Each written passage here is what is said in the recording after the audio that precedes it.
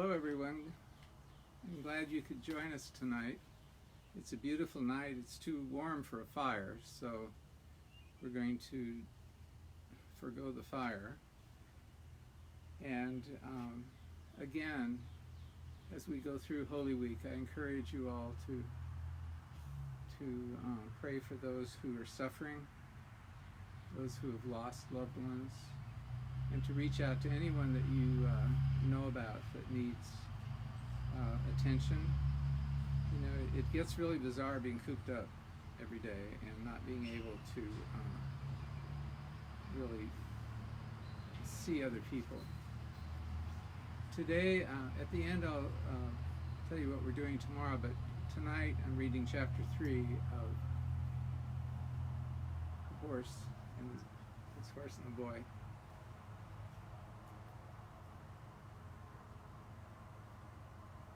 My name, said the girl at once, is Aravis Tarkina, and I am the only daughter of Kidrush Tarkan, the son of Rishti Tarkan, the son of Kidrush Tarkan, the son of Ilzabra Tizrak, the son of Artib Tizrak, who was descended in a right line from the god Tosh. My father is the lord of the province of Kalavar, and is one who has the right of standing on his feet in his shoes before the face of Tizrak himself. May he live forever. My mother, on whom be the peace of the gods, is dead, and my father has married another wife. One of my brothers has fallen in battle against the rebels in the far west, and the other is a child. Now it came to pass that my father's wife, my stepmother, hated me, and the sun appeared dark in her eyes as long as I lived in my father's house. And so she persuaded my father to promise me in marriage to Ashta Tarkan. Now this Ashota is of base birth, though in these latter years he has won the favor of Tizrak. May he live forever. By flattery and evil counsel, and is now made a Tarkan and the lord of many cities, and is likely to be chosen as the great vizier when the present grand vizier dies. Moreover, he is at least 60 years old and has a hump on his back, and his face resembles that of an ape. Nevertheless, my father, because of the wealth and power of this Ashta, and being persuaded by his wife, sent messengers offering me in marriage, and the offer was favorably accepted, and Ashta sent word that he would marry me this very year at the time of high summer. When this news was brought to me, the sun appeared dark in my eyes, and I laid myself on my bed and wept for a day. But on the second day I rose up and washed my face, and caused my mare Hwin to be saddled, and took me with a sharp dagger which my brother had given me in the Western Wars, and rode out alone. When my father's house was out of sight, a lot of motorcycles tonight. They're out. Sorry, guys. Good to have you here.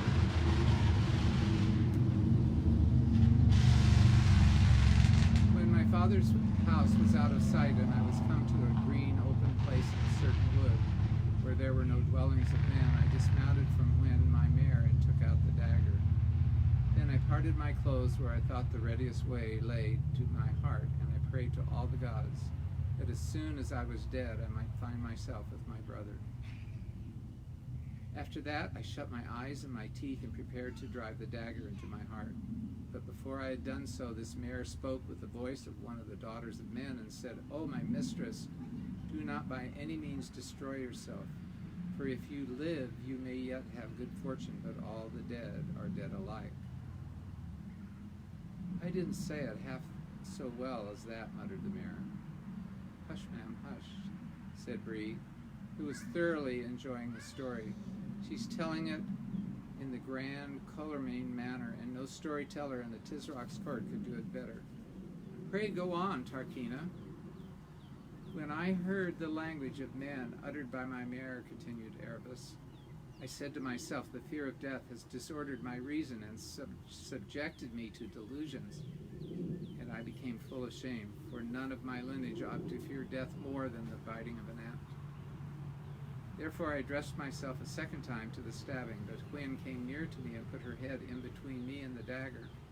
and discoursed to me most excellent reasons, and rebuked me as a mother rebukes her daughter. And now my wonder was so great that I forgot about killing myself and about Ashota, and said, "O my mare, have you learned to speak like one of the daughters of men?" And Hwin told me what is known to all this company, that in Narnia there are beasts that talk. Isn't that fun? And how she herself was stolen from thence when she was a little foal. She told me also of the woods and waters of Narnia, and the castles and the great ships, till I said, "In the name of Tash and Azarath and Zardina, Lady of the Night, I have a great wish to be in the country of Narnia." "O my mistress," answered the mare, "O my mistress," answered the mare, "if you were in Narnia you would be happy. For in that land no maiden is forced to marry against her will." Sounds like a great place, doesn't it, girls? And when we talked together for a great time, hope returned to me, and I rejoiced that I had not killed myself. Moreover, it was agreed between Hwin and me that we should steel ourselves together, and we planned it in this fashion. We returned to my father's house, and I put on my brightest clothes and sang and danced before my father, and pretended to be delighted with the marriage which he had prepared for me. Also I said to him, "O my father, and O the delight of my eyes, give me your license and permission to go with one of my maidens alone for 3 days into the woods to do secret sacrifices to Sardina, Lady of the Night, and of the maidens, as is proper and customary for damsels when they must bid farewell to the service of Sardina and prepare themselves for marriage." And he answered, "O my daughter, and O the delight of my eyes, so shall it be." But when I came out from the presence of my father, I went immediately to the oldest of his slaves, his secretary, who had dandled me on his knees, and when I was a baby loved me more than the air and light. And I swore him to be secret, and begged him to certain letter for me. And he wept and implored me to change my resolution, but in the end he said, "To hear is to obey," and did all my will, and I sealed the letter and hid it in my bosom. "But what was in the letter?" asked Shasta. "Be quiet, youngster," said Bree. "You're spoiling the story. She'll tell us all about the letter in the right place. Go on, Tarkina." Then I called the maid who was to go with me to the woods and perform the rites of Zardina, and told her to wake me early in the morning. And I became merry with her and gave her wine to drink. But I had mixed such things in her cup that I knew she must sleep for a night and a day. As soon as the household of my father had committed themselves to sleep, I arose and put on an armor of my brother's, which I had always kept in my chamber in his memory. I put into my girdle all the money I had and certain choice jewels, and provided myself also with food, and saddled the mare with my own hands, and rode away into the second watch of the night. I directed my course not to the woods, where my father supposed that I would go, but north and east to Tashvan. Now for 3 days and more I knew that my father would not seek me, being deceived by my words I had said to him. And on the 4th day we arrived at the city of Azimbalda. Now Azimbalda stands at the meeting of many roads, and from it posts of the Tizrock. May he live forever. Ride on swift horses to every part of the empire, and it is one of the rights and privileges of the greater Tarkans to send messages by them. I therefore went to the chief of the messengers in the house of imperial posts in Azimbalda and said, "O dispatcher of messages, here is a letter from my uncle, Ahashta Tarkan, to Kidrish Tarkan, lord of Calabar. Take now these 5 crescents and cause it to be sent to him." And the chief of the messengers said, "To hear is to obey." This letter was feigned to be written by Ahashta, and this was the significance of the writing: Ahashta Karkan to Kidrich Tarkan, salutation and peace. In the name of Tash, the irresistible, the inexplorable. Be it known to you that as I made my journey toward your house to perform the contract of marriage between me and your daughter, Erebus Tarkina, it pleased fortune and the gods that fell in with her in the forest where she had ended the rites and sacrifices of our Zardina according to the custom of the maidens. And when I learned who she was, being delighted with her beauty and discretion, I became inflamed with love, and it appeared to me that the sun would be dark to me if I did not marry her at once. Accordingly, I prepared the necessary sacrifice and married your daughter the same hour that I met her, and have returned with her to my own house. And we both pray and charge you to come hither as speedily as you may, that we may be delighted with your face and speech, and also that you may bring with you the dowry of my wife, which by reason of my great charges and expenses I require without delay. And because thou and I are brothers, I assure myself that you will not be angered by the haste of my marriage, which is wholly occasioned by the great love I bear your daughter. And I commit you to the care of all the gods. As soon as I had done this, I rode on in all haste from Azimbalda, fearing no pursuit and expecting that my father, having received such a letter, would send messages to Ahashta and go to himself, and that before the matter was discovered, I should be beyond Tashband. And that is the pith of my story until this very night, when I was chased by lions and met you at the swimming of the salt water. And what happened to the girl, the one you drugged? Asked Shasta. Doubtless she was beaten for sleeping late, said Erebus coolly. But she was a tool and spy of my stepmother's. I'm very glad that they should beat her. I say, that was hardly fair, said Shasta. I did not do any of these things for the sake of pleasing you, said Erebus. And there's another thing I don't understand about that story, said Shasta. You're not grown up. I don't believe you're any older than I am. I don't believe you're as old. How could you be getting married at your age? Erebus said nothing, but Bree at once said, Shasta, don't display your ignorance. They're always married at that age in the great Tarkan families. Shasta turned very red. It was hardly night for others to see this, and felt snubbed. Erebus asked Bree for his story. Bree told it, and Shasta thought he put in a great deal more than he needed about the falls and the bad riding.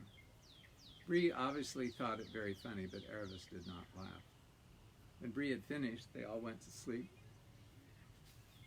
The next day, all of them, 2 horses and 2 humans, continued their journey together. Shasta thought it had been much pleasanter when he and Bree were on their own, for now it was Bree and Erebus who did nearly all the talking. Bree had lived a long time in Cullerman and had always been among Tarkans and Tarkans' horses, so of course he knew a great many of the same people and places that Erebus knew. She would always be saying things like, but if you were at the fight of Zulindra, you could have seen my cousin Alamish. And Bree would answer, oh yes, Alamish. Oh yes, Alamish. He was only captain of the chariots, you know. I don't quite hold with chariots or the kind of horses who draw chariots. It's not real cavalry. But he is a worthy nobleman. He filled my nosebag with sugar after taking the Tebeth. Or else Bree would say, I was down at the lake of Mizrael last summer, and Erebus would say, oh, Mizrael, I have a friend there, the Sarline Tarkina. What a delightful place it is, those gardens in the valley of 1,000 perfumes. Yeah, that sounds wonderful, doesn't it? I'd like to be there. Bree was not in the least trying to leave Shasta out of things, though Shasta sometimes nearly thought he was. People who know a lot of the same things can hardly keep talking about them. That's kind of familiar. And if you're there, you can hardly keep feeling that you're out of it. You can hardly keep from feeling that you're out of it. Wynn the mare was rather shy before a great warhorse like Bree, and said very little. And Erebus never spoke to Shasta at all, if she could help it. Soon, however, they had more important things to think of. They were getting near Tashband. There were more and larger villages and more people on the roads. They now did nearly all their traveling by night, and I hid as best they could during the day. and at every halt they argued and argued about what they were to do when they reached Tashbaan. Everyone had been putting off this difficulty, but now it could be put off no longer. During these discussions, Erebus became a very little, less unfriendly to Shasta. One usually gets on better with, sorry, this page is stuck, it's a brand new copy, with people when one is making plans than when one is talking about nothing in particular, especially when you're making plans. That's true. Bree said the first thing now to do was to fix a place where they would all promise to meet on the far side of Tashbaan, even if, by all luck, they got separated in passing the city. He said the best place would be the tombs of the ancient kings on the very edge of the desert. Things like great stone beehives, he said. You can't possibly miss them. And the best of it is that none of the Calormenes will go near them because they think the place is haunted by ghouls and are afraid of it. Erebus asked if it weren't really haunted by ghouls, but Bree said he was a free Narnian horse and didn't believe in those Calormene tales. And then Shasta said he wasn't a Calormene either and didn't care a straw about those stories of ghouls. This wasn't quite true, but it rather impressed Erebus, though at the moment it annoyed her too. And of course she said she didn't mind any number of ghouls either. She's bluffing. So it was settled that the tomb should be an assembly place on the other side of Tashbaan, and everyone felt they were getting on very well till Hwin humbly pointed out the real problem was not where they should go when they had got through Tashbaan, but how they were to get through it. We'll settle that tomorrow, ma'am, said Bree. Time for a little sleep now. But it wasn't easy to settle. Erebus' first suggestion was that they should swim across the river below the city during the night and not go into Tashbaan at all. But Bree had two reasons against this. One was that the river mouth was very wide and it would be far too long a swim for Hwin to do, especially with a rider on her back. He thought it would be too long for himself too, and he said much less about that. The other was that it would be full of shipping, and of course anyone on the deck of a ship who saw two horses swimming past, be almost certain to be inquisitive. Wow.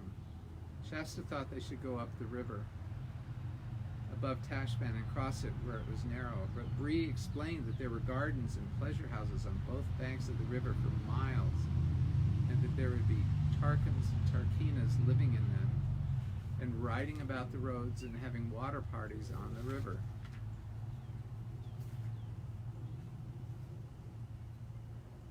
It would be the most likely place in the world for meeting someone who would recognize Erebus or even himself. We'll have to have a disguise, said Shasta.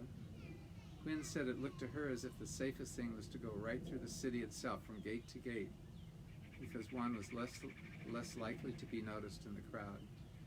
But she approved the idea of disguise as well. She said, both the humans will have to dress in rags and look like peasants or slaves, and all Erebus armor and all saddles and things must be made into bundles and put on our backs, and the children must pretend to drive us, and people will think we're only pack horses.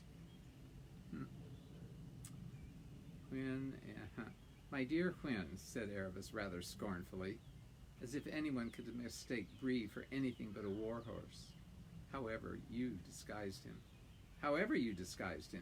No way. I should think not, said Bree, snorting and letting his ears go back a very little. I know it's not a very good plan, said Hwin, but I think it's our only chance. And we haven't been groomed for ages, and we're not quite looking like ourselves. At least I'm sure I'm not. I do think if we all get plastered with mud and go along with our heads down as if we're tired and lazy and don't lift our hoofs hardly at all, we might not be noticed. And our tails ought to be cut shorter, not neatly, you know, but all ragged. My dear madam, said Bree, have you pictured to yourself how very disagreeable it would be to arrive in Narnia in that condition? Well, said Hwin humbly. She was a very sensible mare. The main thing is to get there. Though nobody much liked it, it was Wynn's plan, which had to be adopted in the end. It was a troublesome one and involved a certain amount of what Shasta called stealing and Bree called raiding. One farm lost a few sacks that evening, and another lost a coil of rope the next. But some tattered old boy's clothes for Aravis to wear had to be fairly bought and paid for in the village. Shasta returned with them in triumph just as the evening was closing in. The others were waiting for him among the trees at the foot of a low range of wooded hills which lay right across their path. Everyone was feeling excited because this was the last hill. When they reached the ridge to the top, they would be looking down on Tashbaan. "I do wish we were safely past it," muttered Shasta to Wynn. "Oh, I do," said Wynn fervently. That night they wound their way through the woods up to the ridge by a woodcutter's track. And when they came out of the woods at the top, they could see thousands of lights in the valley below them. Shasta had had no notion of what Great City would be like, and it frightened him. They had their supper, and the children got some sleep, but the horses woke them very early in the morning. The plot thickens. The stars still out and the grass terribly cold and wet, but daybreak was just beginning. Far to the right, as across the sea, Aravis went a few steps away in the wood and came back looking odd in her new and ragged clothes and carrying her real ones in a bundle. These and her armor and shield and scimitar and the 2 saddles and the rest of the horse's fine furnishings were put into the sacks. Bree and Wynn had already got themselves as dirty and bedraggled as they could, and it remained to shorten their tails. As the only tool for doing this was Aravis's scimitar.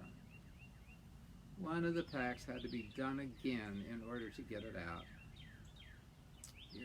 It was a longish job and rather hurt the horses. "My word," said Bree. "If it wasn't a talking horse, what a lovely kick in the face I would give you. I thought you were going to cut it, not pull it out. That's what it feels like." But in spite of semi-darkness and cold fingers, all was done in the end, and the big packs bound on the horses, the rope halters which now were wearing instead of bridles and reins, in the children's hands, and the journey began. "Remember," said Bree, "keep together if we possibly can. If not, meet at the tombs of the ancient kings, and whoever gets there first must wait for the others." "And remember," said Shasta, "don't you 2 horses forget yourselves and start talking, whatever happens." Wow, it's really exciting. Tomorrow at 3 I will be talking about the interior of Trinity Episcopal Church, and I'm doing it for you and my friends and for our congregation. Once a year on Maundy, Thursday from 7 p.m. until 7 in the morning, we have an all-night prayer vigil. And I'll be broadcasting from there, and if it's not too dark, in the evening from there. And then we'll continue reading later. So that's for Maundy, Thursday.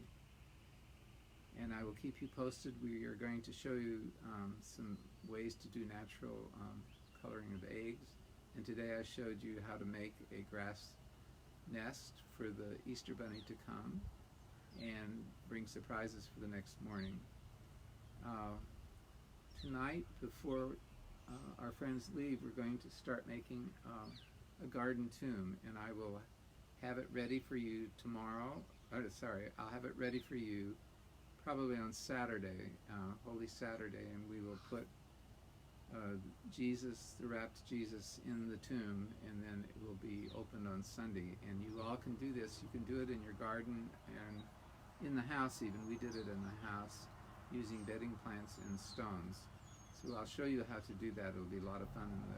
The kids tonight will help do some of that, and I'll show it to you later. All of these are on YouTube, Glimfeather Hall at youtube.com. They're also on my Facebook page. And I welcome all of you to come and visit me again, and as we approach Easter. And we love you all and pray for you. Talk to you later. Have a good night. Bye.